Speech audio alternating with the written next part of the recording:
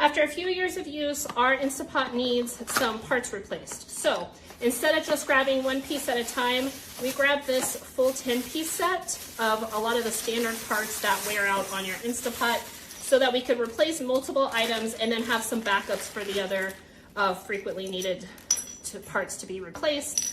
We ordered this set because it talked about the quality of the parts, and I have to say it doesn't look like there's any nicks or tears, and this is a pretty thick and high quality silicone.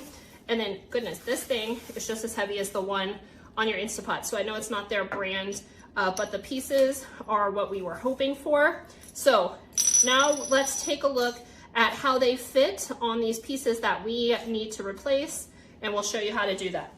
So out of all the pieces in the 10-piece set, we're replacing our large seal here because it has gotten cracked up and torn up, and then the flow valve seal here because it has also cracked.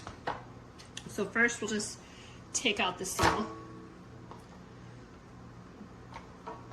Put the new one on, slide it in around the metal ring.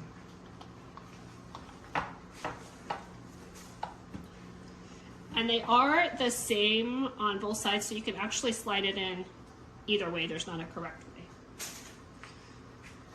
And to replace the flip valve, reach underneath, push it up with your finger, pop the little old seal off, let it drop all the way out. So these are the old pieces, and you'll see the new pieces.